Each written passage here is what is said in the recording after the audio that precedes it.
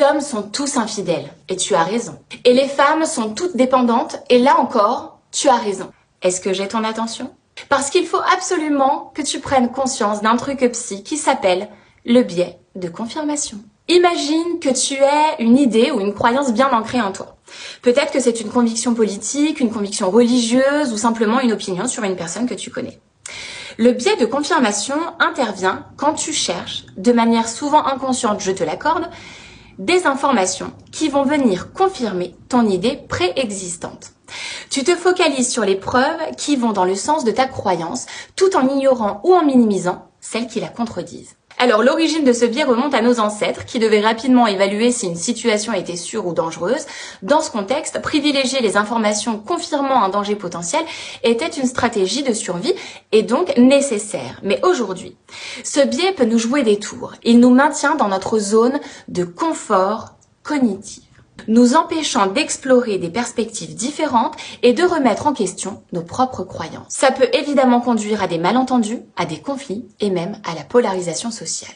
Mais il y a une bonne nouvelle. En comprenant ce biais de confirmation et en apprenant à le contourner, tu peux élargir ton champ de vision. Tu peux améliorer tes relations interpersonnelles et prendre des décisions plus éclairées. Je te donne quelques astuces pour y parvenir. D'abord, reste ouvert à la diversité des opinions. Prends conscience de ce biais et sois prêt à écouter des points de vue différents. Laisse-toi surprendre par de nouvelles idées. Ensuite, évalue les preuves de manière objective. Avant de conclure quoi que ce soit, examine attentivement les preuves. Sois critique envers tes propres croyances. Et là encore, pratique l'empathie.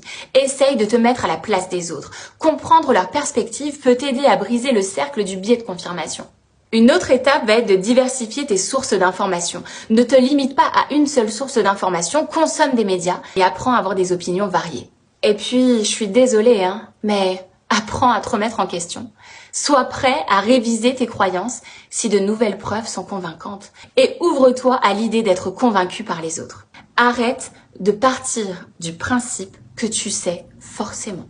En adoptant ces approches, tu pourras échapper au piège du biais de confirmation. Tu pourras élargir ton horizon intellectuel et donc améliorer tes relations avec les autres. N'oublie pas que la curiosité est la clé de beaucoup de choses.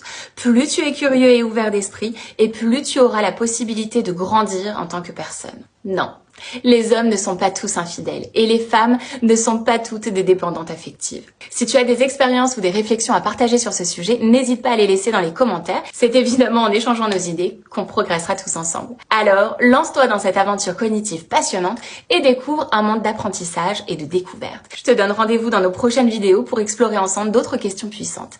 Abonne-toi.